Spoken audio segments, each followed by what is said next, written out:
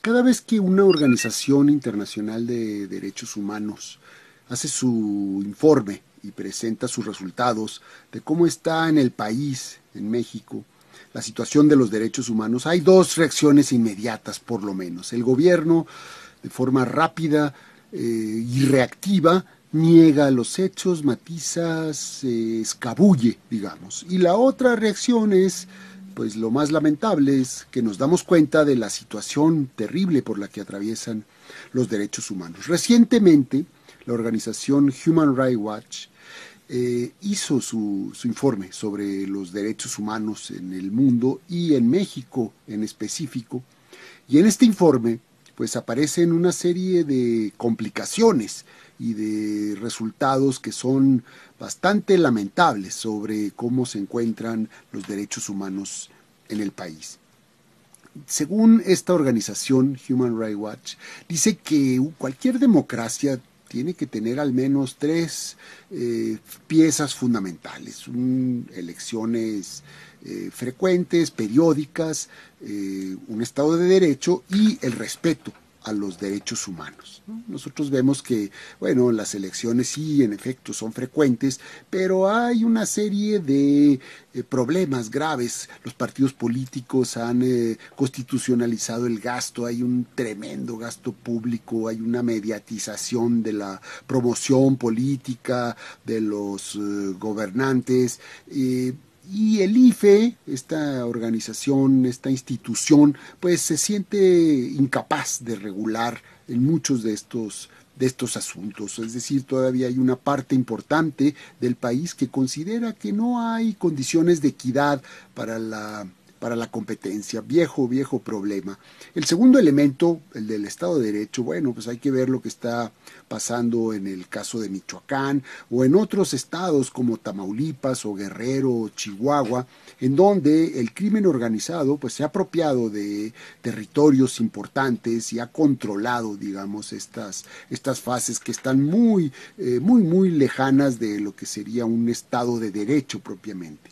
En el término de los derechos humanos, que sería el elemento fundamental del informe de Human Rights Watch, bueno, pues el panorama es bastante complicado. Hay una serie de factores que ya en el año que se evalúa, ya el primer año del sexenio de Enrique Peña Nieto, pues sigue la tendencia de una descomposición importante. La crisis humanitaria que se heredó del sexenio anterior, estos 26,000 o más desaparecidos que no se sabe dónde están, qué está sucediendo con ellos, los miles y miles de abusos, de casos de autoridades que están ahí tramitándose algunos de ellos, pero que sigue todavía la impunidad, las cárceles controladas en una buena cantidad. Human Rights Watch dice que el 65% de las cárceles están en manos del crimen organizado. La muerte de periodistas, la violación a derechos laborales, a derechos de género, violaciones a los migrantes centroamericanos que cruzan el país para ir a Estados Unidos y que son violentados sus derechos, ¿no? Mientras nos quejamos en el norte con Estados Unidos del maltrato que le dan a los migrantes, ¿no?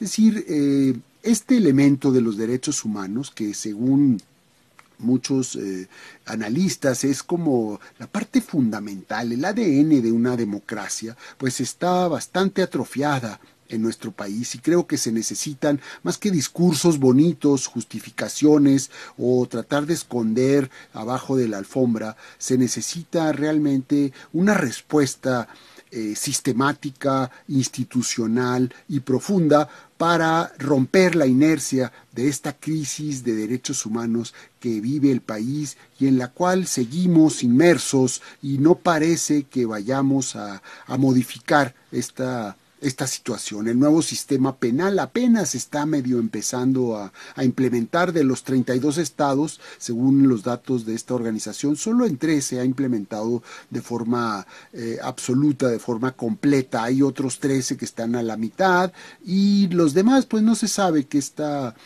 pasando. En fin, Mientras no tengamos un sistema de derechos humanos fundamental, vigente, activo, eficaz, pues nuestra democracia está muy cuestionada. Podríamos decir que nuestra democracia es una democracia patito.